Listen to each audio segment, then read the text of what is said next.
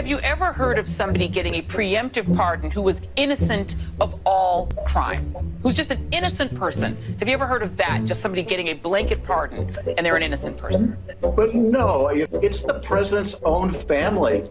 It's people that have been covering up for the president in addition to his own family. Is there an innocent explanation for someone to seek preemptive pardons for family members? Would you do that if you knew you were innocent and just worried about outside forces?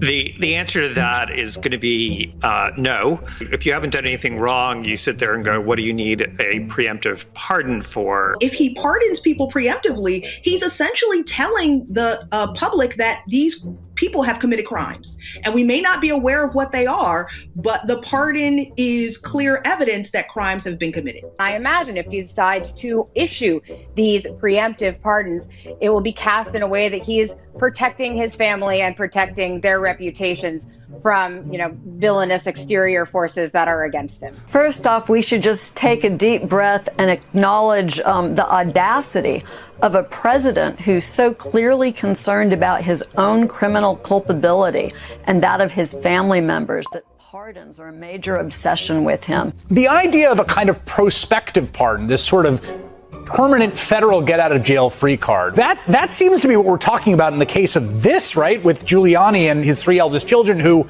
as far as we know, have not been convicted of a crime.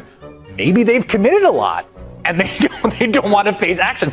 I don't know. It's weird. I wouldn't ask for a pardon. I don't think I deserve one because I don't think I've done anything criminal. But, where does that come from, that concept that you can just kind of wave your magic pardon wand? We have Tish James. We have Xavier Becerra. Mimi Rocha is literally my DA in my town. There will be opportunities to prosecute these people regardless if they abuse the pardon power as they are thinking. Hopefully, Ellie, there will be a skyfall on this entire crime family, and there will be another day for them to die. The president does indeed pardon, let's say, Rudy Giuliani or any members of his family. Would you see that, and I asked Preet Bharara this question, as essentially an admission of guilt? I certainly would view it that way. I think millions of Americans would view it that way. If there was no belief in criminality, why would he think a pardon was necessary? CNN has learned President Biden will pardon his son Hunter Biden.